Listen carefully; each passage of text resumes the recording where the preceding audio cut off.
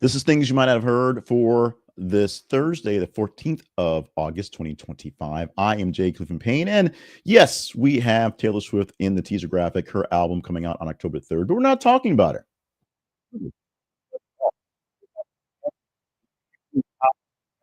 Was not her, kept him from playing good football and ruining my fantasy stats for the past couple of years.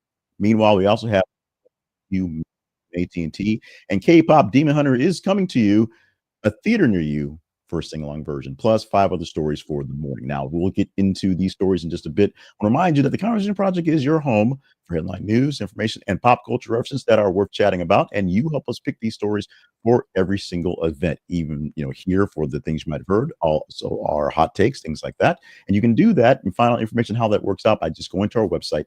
All the details are there. This is a conversationproject.com. Also, go to that same website. This is conversationproject.com/ground news. Visit our spotlight sponsor, help us get more things going forward. If you visit them, you get 40% off their plans for news, and we get a small commission back in there. So, as we said, Taylor Swift not involved in today's story, but we wanted to tease you guys anyway. So, let's get into today's stories. 8 stories that you said were worthy of chatting about, and we're going to start off right now with a big one that they seem to always involve Donald Trump, but not quite that big one. We'll deal with that one tomorrow. Today, we'll deal with the White House plan to review the Smithsonian exhibits and align them with the Trump vision of American history. And we wrote that headline specifically just like that. The White House is ordering thorough review of Smithsonian exhibits, education materials, and social media. And the content should reflect American exceptionism. You may have heard that before, may have heard that a lot lately, because they want to downplay divisive and partisan narratives. Essentially, all the woke stuff, all the DEI stuff, all the things that say that we're not so great, we have to bring other people up. It's all about America being great, even though some cases America wasn't also great, and that's where we got greater from learning. These efforts center on 8 major museums, requiring exhibits to submit within 30 days an implementation to change what they need to fall in line, if you will, within 120 days. Move follows a previous executive order accusing the Smithsonian of promoting a divisive race-centered ideology, especially since there are many Smithsonian centers that deal on things that are narratives of some past things dealing with race, including slavery and how Native Americans were treated in history. Civil rights leaders are flagging concerns, particularly attempts around to minimize the Black Americans' historical experiences, especially with the National Museum of African American History and Culture. Essentially, a whole museum for African American history and culture, which is being blamed for not showing us as being so great, because there were many times where African American culture and history were not so great. So Sony maintains the commitment to that was just floating slip. Sorry, I'm too tired. Scholarly accuracy, while promising to cooperate amid political pressure. Now, moving on to our second story. Scott Bessent basically wants to fight. The Treasury Secretary is advocating a ban on single stock trading for members of Congress, emphasizing it undermines credibility when lawmakers see eye-popping returns. This is a good thing. This is an awesome thing. This is something that the Trump administration should be pushing, minus the way they do their own money stuff, but that's another issue. For this, Bessent wants to support exceptions for the widely held ETFs and long holding periods for trading for the congressmen and the senators, signaling a nuance rather than wholesale prohibition. His push aligns with growing bipartisan movement towards banning individual stock trades by legislatures. Resistance are there. Folks like Speaker Johnson is scuttling a plan for a floor vote and reflecting tensions within the parties. Now, many folks on the floors, whether the Senate or the House, make a lot of money when they get insights on some of these stocks and some of these companies because they know what's going on there, buy it up or sell it out when they know things are going bad. It's not so much insider trading as it is having a sense of what's happening going forward. So it's not technically cheating, but they do make a whole lot of money knowing a little bit more than the average person does. Bessent is framing this as a broader concern with ethics and public trust in governance, which is a good thing if we weren't always doing all the talk about ethics and public trust in the governance of his administration that he works for. So there's the catch-22, the other edge of that sword. But something like this, individual stock trading for folks who work for us, the Senate and the House members, that It's a good thing. Air Canada is canceling flights ahead of a possible flight attendant strike. About 10,000 cabin crews are basically going to take the weekend off, with Air Canada beginning to cancel flights already to deal with the headlines and the headaches that will be less people working and not having to cancel flights in real time. This peak travel season is going to be a bad time for this, and this is why the cabin crews are using this to poke the strike. Dispute stems from stalled contract talks and a poverty's wages, as they call it, unpaid ground labor, and flashpoints in union versus carrier tensions. The bosses and the workers aren't liking each other very well, and since they're not talking very well, we're here. The airline warns that about 130,000 passengers per day could be affected, underscoring the scale of disruption. So there should be a motion to get this fixed. We shall see how well both sides really want to fix this, with the contingency measures in place for rebooking through over 120 other carriers and offering refunds. Though the summer demand will make this hard, it is the only thing to do. And now they have at least some time to plan for this, as opposed to going on strike in the middle of the day and then having me stuck with all these planes sitting there. The carrier frames this early shutdown as a controlled alternative to chaotic work stoppage. If you're an Air Canada flyer on this weekend, we shall see. Yesterday, we had a talk about a class action lawsuit to giving people money back from Capital One. This one is for AT&T customers to receive up to $7,500, a little bit more from a smaller settlement, but more people involved, you will.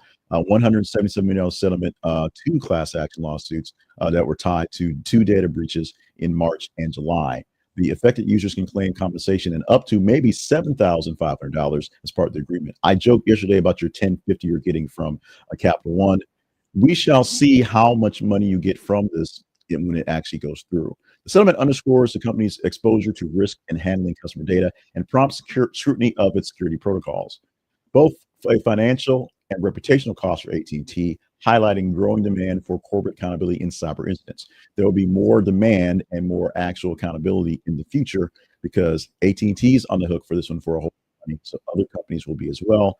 They don't want to lose out as well. Consumers and legal observers will monitor how fairly AT&T implements the distribution and whether this spurs stricter data restrictions. Will it fix the problems with data restrictions and make sure they are safe? And will AT&T give you only 1050 when you could have gotten thousands of dollars from your actual get back? We will see. Pausing for a moment, asking you to help us out. It's been a long, crazy week here, behind the scenes and on the scenes for the Conversation Project. We're glad to have you with us and walking with us and giving us the comments and the feedback you're giving to us. We cannot do this without you. So, along with the feedback, we need extra support. You see on the scroll at the bottom, asking you to go to our website, looking for efforts to be a part of our partnership group. That'd be great. You can also check out our sponsorships as well. And more importantly, just let's get more people involved by liking, sharing, and subscribing to the work you're seeing. When you like the work that you're seeing, it tells me I picked the right stories. I'm doing the right amount of commentary. I'm not fumbling in too many words on some days. And you want to see more of this, the algorithm will show it to more people as well, because they may want to see it as well. If you people who enjoy this type of commentary, this type of news coverage, or want to hate me, because sometimes it's like that, hate watchers are very much welcome. Share it directly with them, and hopefully they will engage with us like you are currently. And if you're not getting this directly into your feed by either an algorithm share or share from a person, subscribe so you get this 24/7. Technically 24/7. Mostly whenever things are published, they come into your feeds on X, on Facebook, and on YouTube. That's more or less how it works. Also, you can subscribe to us on TikTok. Go to our website and see where that happens as well. Subscribe via our podcast and other places as well, our new email newsletter, so you don't miss out on the news. We have this not only in this me rambling form, but a newsletter form that's just the links to the stories that get you every single day, and links to the video to watch them ramble as well. So like, share, and subscribe so you can be a part of our newsletter nation and help us grow that and get greater responses going forward. Your ROI will improve. You help us bring more people into the mixes. Starbucks has a reputation. And it had a reputation until they started going cold brew and, boozing up and trying to be your hotspot fast place with the drive-throughs. Starbucks was your second space, and second spaces are places that are not existing much going forward. But it also had had a reputation of a place where, entrepreneurs, such as myself, would sit down with their laptops and work all day drinking coffee. In fact, the old memes back in the day when people would bring, like, full desktops and printers and sit there all day and work at a Starbucks are hilarious, but they're not hilarious for Starbucks in Korea because they still basically do that, minus the desktops. But they're doing their limits to stop all day studying and remote work in cafes in Korea, uh, including people who show up with power strips and monitors and PCs, printers, and just do the whole office work in cafeterias, cafes in South Korea, because apparently they actually do that stuff still. Policy reflects mounting tensions between demand for sporty, all-day study spaces and brand hospitality model. They want you to be there, they want you to enjoy your time, but they also don't need you to think that you're getting away with a co-op space for just the price of a couple cups of coffee. Signs in stores now explicitly prohibit elaborate gear, allowing your laptop and small electronics to work with it, but PCs, printers, not gonna apply. Shift targets the long-hour remote workless and, people who monopolize seating in those places and at the expense of customers. People might wanna walk in and get a cup, sit down for a bit or whatever, but there's some guy in a owner with a dot matrix printer printing out stuff from the print shop. It may seem like it's something you wanna deal with. Decision signals a recalibration of maintaining cafe culture without letting work-life overlap overwhelm the space forward. Starbucks Korea is basically this. I did not know, 'cause it doesn't seem like it's happening so much here in America, because most Starbucks are kinda getting in, getting out, doing their drive-through fast now, and they're not really focusing on third space. In fact, Starbucks America is now trying to go back to third space type of living. Not so much in South Korea, where I guess they never gave it up. Now they have to really give it up if they're working there. This is a picture of Travis Kelce and his girlfriend, Taylor Swift. We're not talking about his girlfriend, Taylor Swift. We're talking about Travis Kelce. Now, Taylor Swift's album's coming out October 3rd. Yeah, we all know that part, but Travis Smith is talking about a performance de-enhancement that basically kept his stats down and made my fantasy teams the last couple of years not so go so great. And it was not Taylor Swift. Taylor Swift is great. But he's candidly talking about accepting his performance over the last few seasons to his off-field ventures in acting and entertainment. Yes, that time he spent being that weird, crazy, freaky intern on the FX show got in the way of him playing good football. He acknowledged that his work ethic is the core of his disappointment because he worked very hard on all these other things, but could not actually keep the match up for how he was doing on the field, his actual daytime job. Hosting the game show, appearing on Grotesque and Happy Gilmore 2, which just came out, diverted his focus during critical stages of his career. Like, he should be playing football games and getting me big scores from a fantasy team. He should be doing that. Loving his girlfriend, yes, that's fine and dandy, but he should be making sure I win my fantasy league, which I did not win last season because I put a lot of time and energy into because of that guy, Travis Kelce. Despite strong recent postseason and reaching the Super Bowl, Kelce vows to refocus and recapture his peak form season. Andy Reid, his coach, praises renewed conditioning, signaling disciplined comeback is underway. And so we are not falling in love with the Travis Kelce and Taylor Swift story. We want him to go to as many concerts as he can and support his girl. We want his girl out the field as well, so that we get that Swifty love for the Kansas City Chiefs. I just need Travis Kelce to score more touchdowns, get more yards each game. I can maybe win my fantasy football league this season.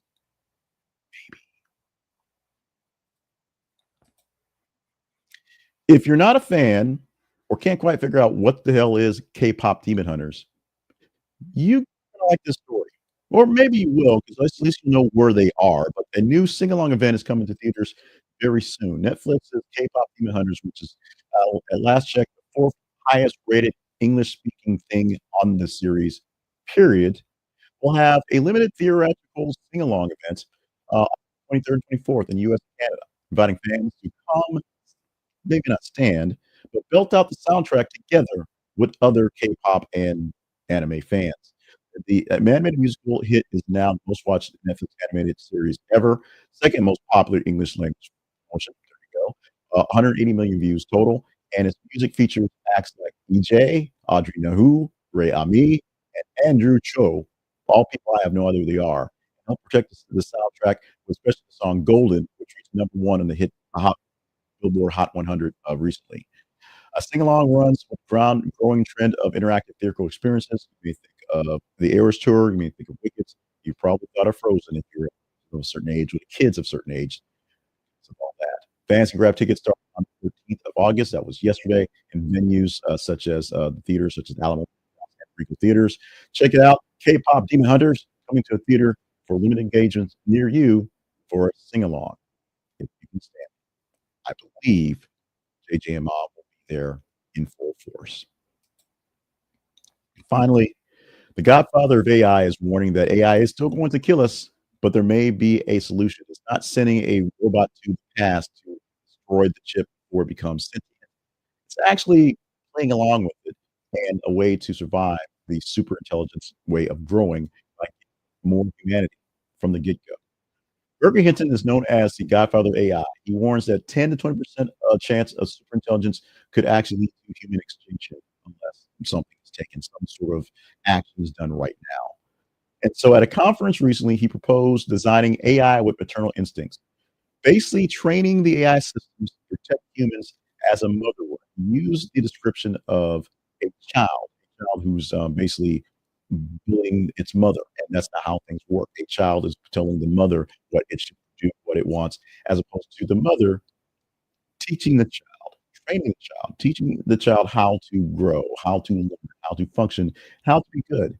He's criticizing the traditional tech pro impulse of dominating AI. Essentially, we win, we want the biggest, fastest, more and powerful thing, and says that AI needs to learn to nurture and take care of us, not just do good stuff all the time.